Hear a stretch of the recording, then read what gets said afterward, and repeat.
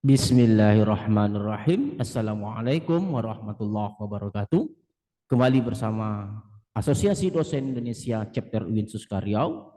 Kita konsisten, komitmen untuk terus konsisten mengisi dunia maya Indonesia dengan berbagai kajian-kajian, baik itu kajian sains maupun kajian sosial dan kajian keagamaan.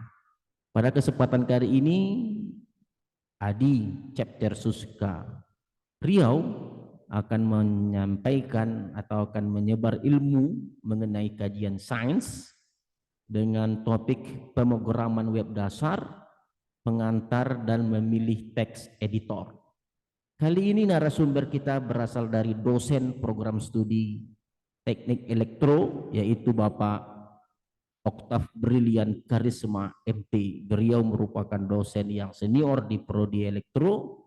Semoga kajian ini dapat membuka wawasan kita, begitu asiknya untuk dapat belajar mengenai pemrograman web dasar ini. Kajian ini tentu merupakan suatu bentuk dari tanggung jawab Adi untuk terus mencerdaskan anak bangsa melalui kajian-kajian sains yang di-share melalui dunia maya. Oke, kita coba lihat pemrograman web dasar.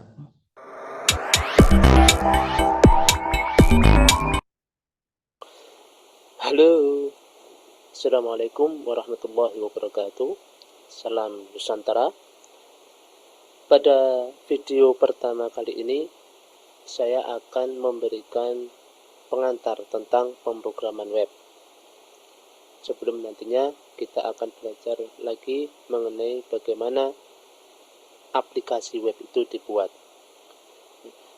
Untuk yang sebelum kita sampaikan hal-hal apa saja yang harus dipersiapkan di dalam pembuatan web. Sebelumnya saya akan memberikan pengantar tentang pemrograman web.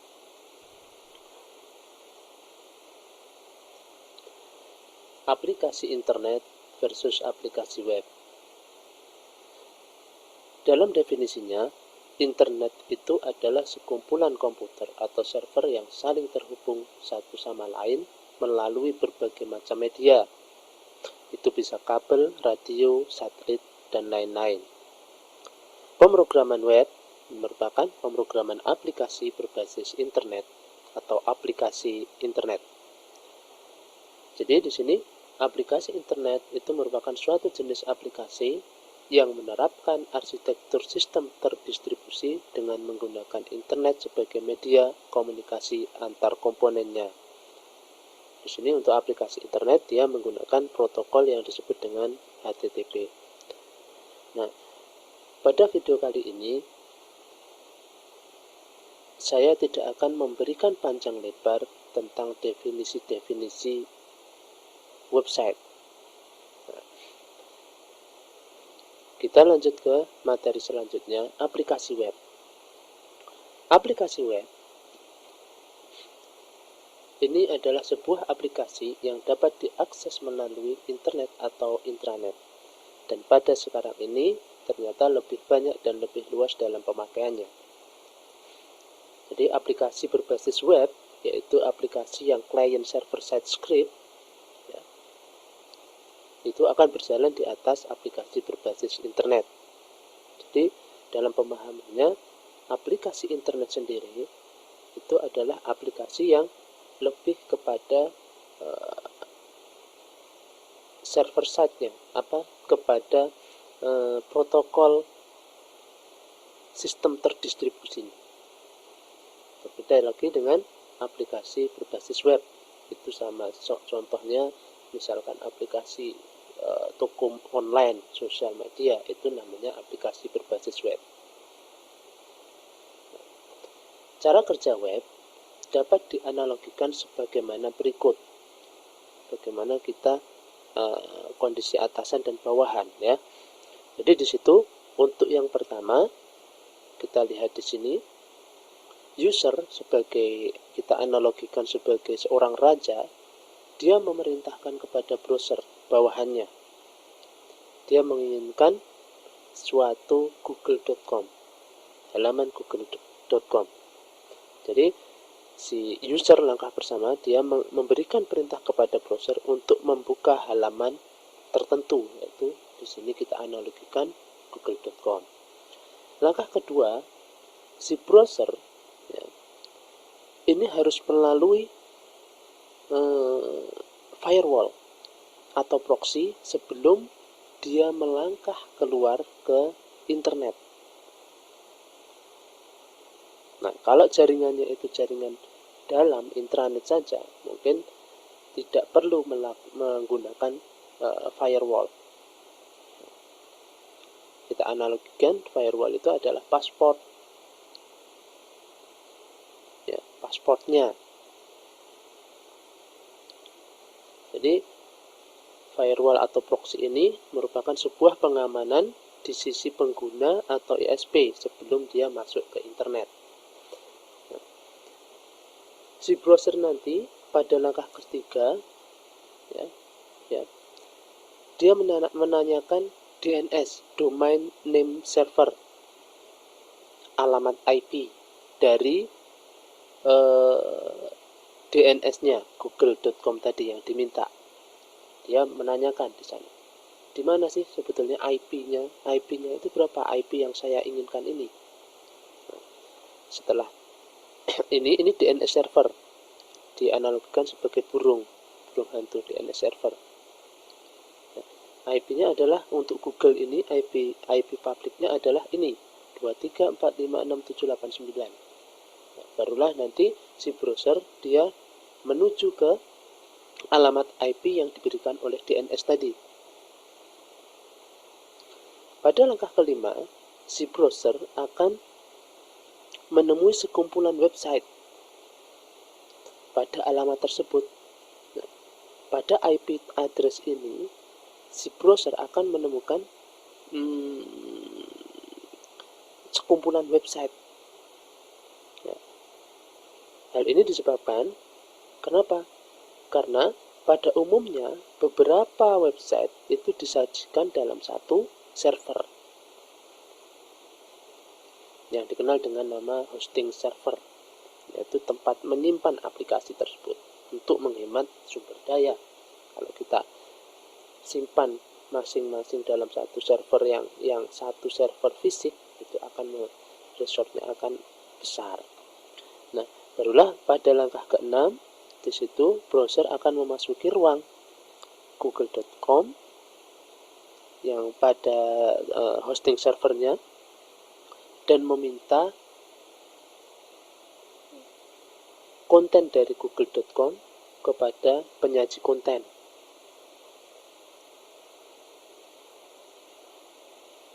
Jadi penyaji konten ini diilustrasikan sebagai burung hantu. Jadi si browser ini saya ingin meminta Google, disuruh meminta Google, IP-nya berapa, barulah konten dari Google itu apa. Hanya search engine kan.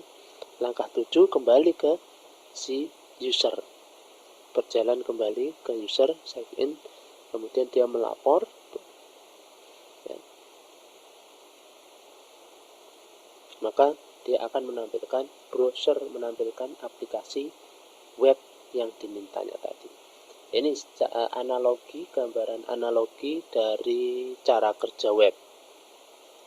Nah, secara arsitektur, web itu sendiri hanya terdiri dari client server, di mana klien itu adalah berupa browser, server, di dalam server itu ada database, ada middleware, ada web server. Nah, secara definisi, di mana middleware ini itu bisa dibilang software, ya, software yang bekerjasama dengan web server dan berfungsi menerjemahkan kode-kode tertentu. Jadi menjalankan kode tersebut dan memungkinkan berinteraksi dengan basis data. Nah, ini yang diperlukan di dalam membuat aplikasi web nantinya. Jadi si klien dia meminta request HTML, kemudian si server akan menyediakan apakah web dokumen HTML yang diminta oleh klien itu tersedia atau tidak. Kalau dia tersedia, maka respon HTML-nya akan ditampilkan di dalam browser. Nah, Mungkin itu sedikit gambaran aplikasi web dan aplikasi internet. Dan saya tidak akan memberikan teori lebih jauh. Ya, kita langsung saja hal-hal yang perlu dipersiapkan di dalam pembuatan web, dalam memprogram web. Pertama,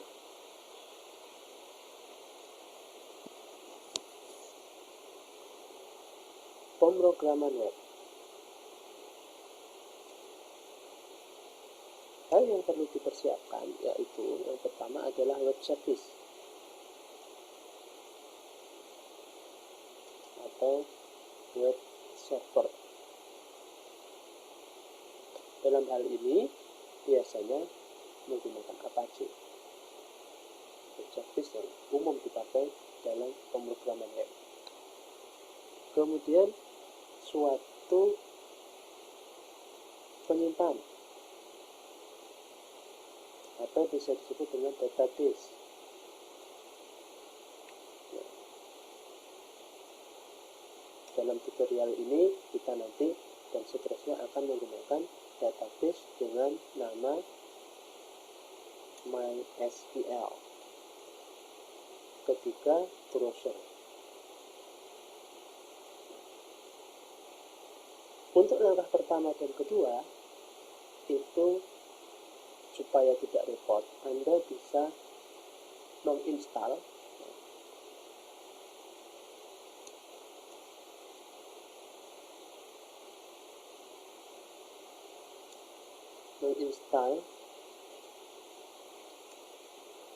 web service,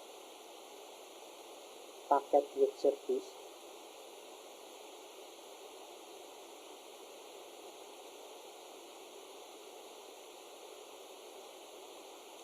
XAMPP. Nih, di dalam XAMPP ini di sana ada berisi PHP, ada Perl, kemudian ada database MySQL, ada Apache. Nah, untuk mendapatkan XAMPP, bagi yang belum, silahkan ketik saja di XAMPP. Nah, di sini kalian bisa download di apachefriends.org.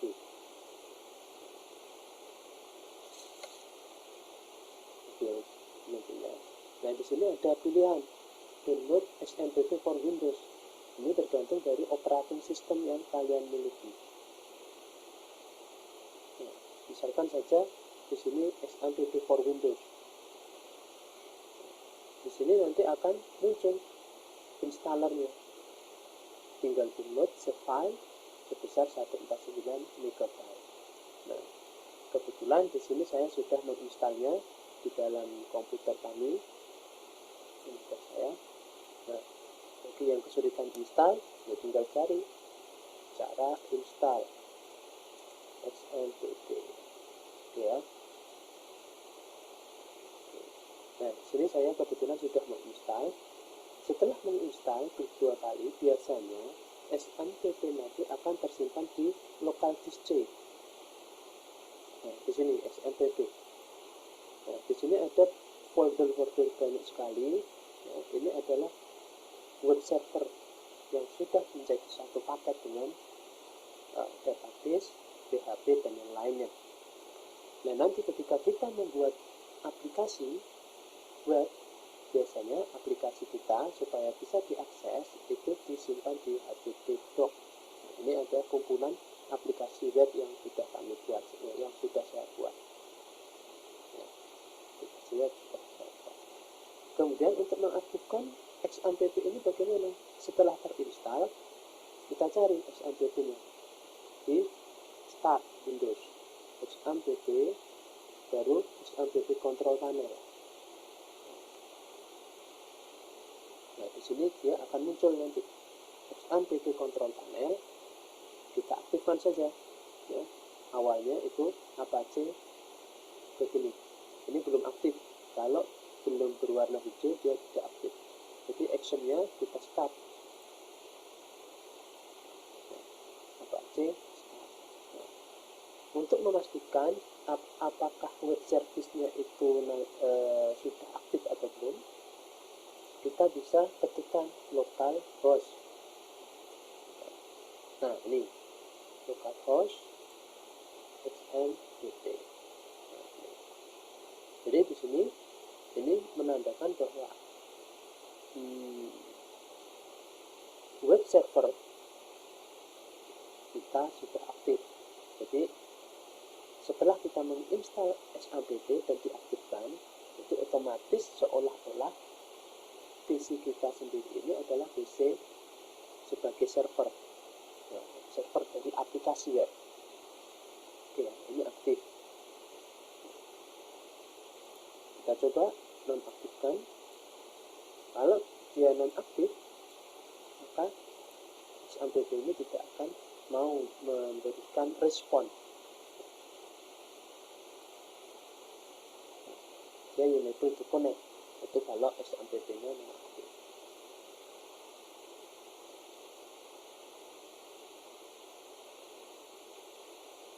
Oke ya.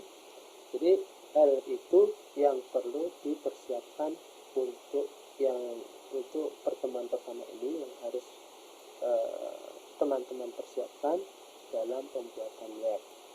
Nah, pada tutorial selanjutnya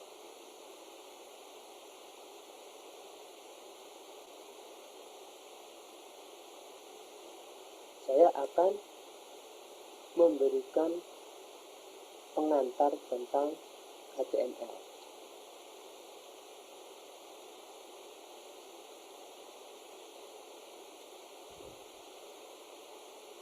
Jadi video ini akan dibuat berseri yang membahas tentang dasar pemrograman web. Untuk itu cukup sekian video tutorial yang pertama ini. Silahkan dipersiapkan dulu web service-nya, dan jangan lupa untuk like dan subscribe video. Oke guys, itu tadi adalah pengantar dari pemrograman web dasar yang disampaikan oleh narasumber kita yang sangat luar biasa, Bapak Oktav Brilian Karisma.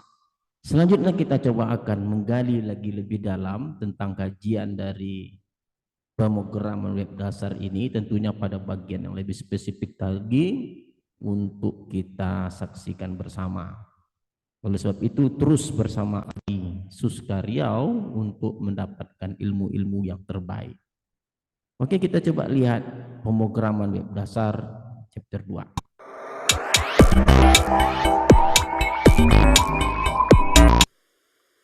Halo, Assalamualaikum warahmatullahi wabarakatuh.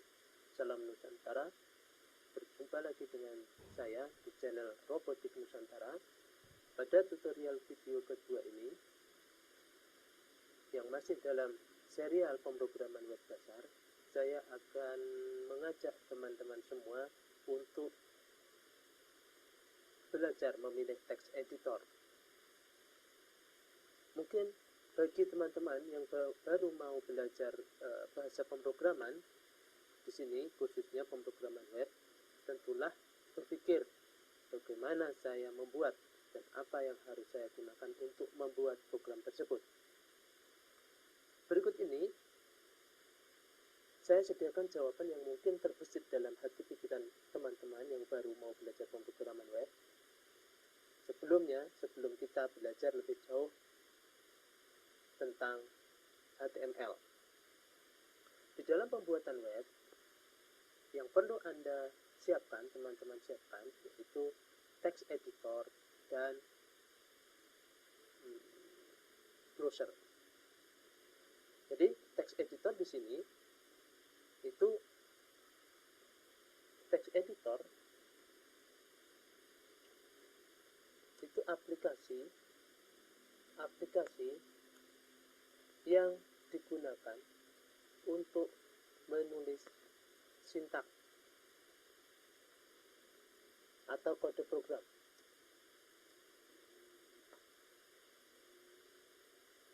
Kode program khususnya untuk kasus pemrograman web ini untuk menulis sintak-sintak program yang digunakan untuk membangun aplikasi web. Di dalam Windows sendiri sebetulnya sudah disediakan text editor. Text editor yang digunakan Windows itu adalah Notepad.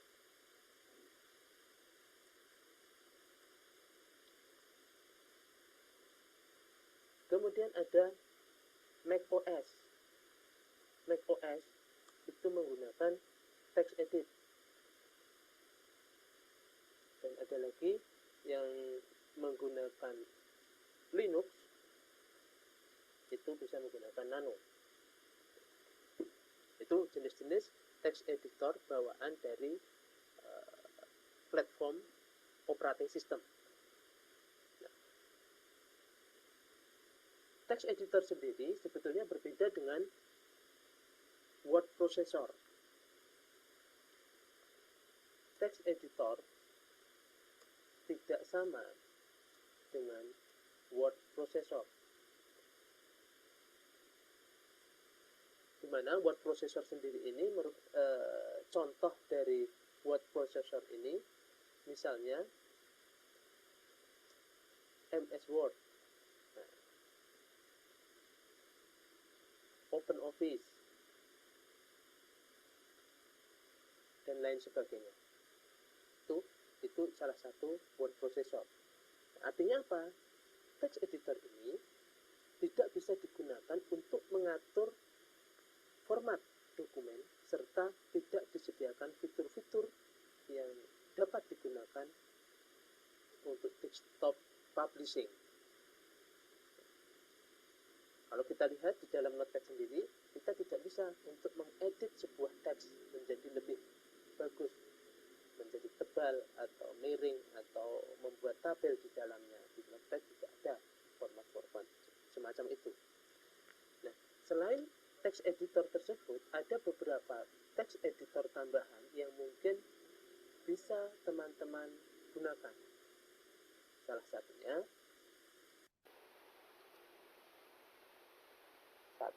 Sublime Text, kemudian ada NetBeans, kemudian ada Atom, ada lagi Notepad,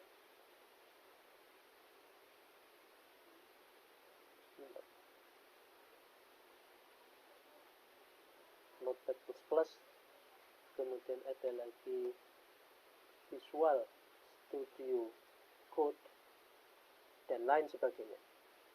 Nah, kebetulan text editor yang saya gunakan di sini adalah text editor Visual Studio Code. Visual Studio Code teman-teman dapat download dari situsnya langsung, yaitu di sini, https://code.visualstudio.com. Anda dapat download di sini, sifatnya open source. Download, kemudian install, klik 2 kali maka dia akan terinstall. Kebetulan di sini di PC saya ini sudah terinstall Visual Studio Code. Sini, Visual Studio Code. Tinggal klik maka akan terbuka di sini. Jadi tampilan pertama Visual Studio itu adalah semacam ini. Nah, seperti ini. Tampilan Visual Studio Code seperti ini. Untuk menampilkan bagian kiri Explorer-nya, maka tinggal klik pada logo ini.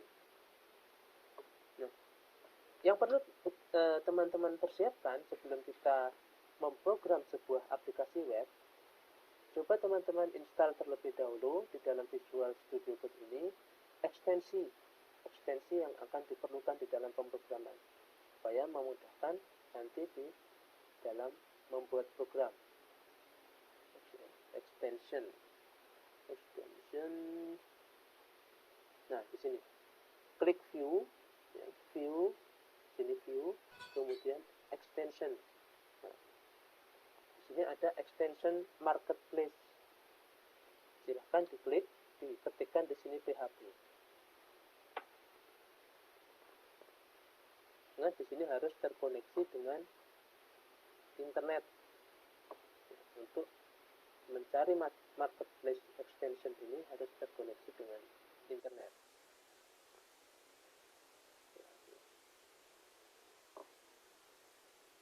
Nah, di sini akan muncul yang perlu diinstal adalah di sini kita lihat di sini PHP IntelliSense, kemudian PHP IntelliSense,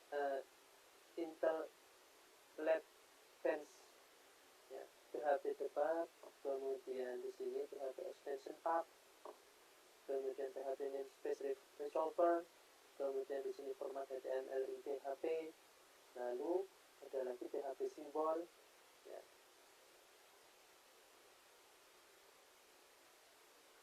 Itu saya rasa bagian itu yang PHP Computer itu beberapa ekstensi yang bisa teman-teman install di sini.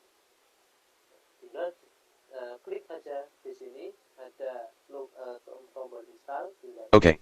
maka dia akan muncul nanti di sini install.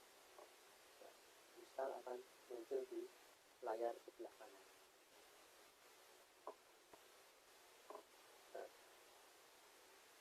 Recognition started.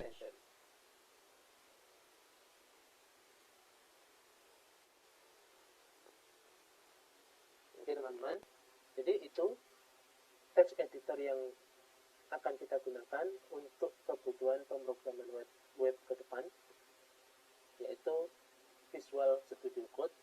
Jadi persiapkan terlebih dahulu text editornya.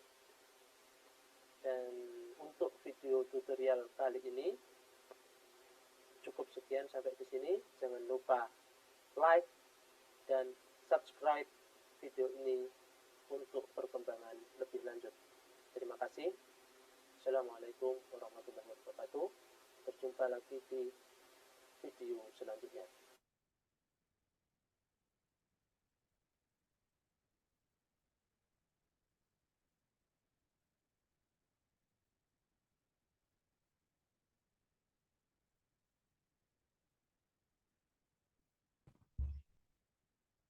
Oke.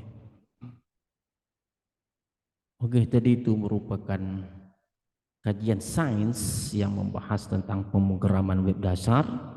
Semoga bermanfaat bagi kita semua, terutama bagi mahasiswa maupun sebagai peneliti ataupun bagi dosen-dosen yang memiliki muatan bahan ajar tentang pemrograman web dasar. Asosiasi Dosen Indonesia Chapter UIN Suska akan selalu terus konsisten mengisi dunia maya dengan berbagai kajian-kajian ilmu pengetahuan. Saksikan terus dan tunggu tayangan berikutnya. Rado Yendra bersama Adi Suskarya undur diri. Assalamualaikum warahmatullahi wabarakatuh.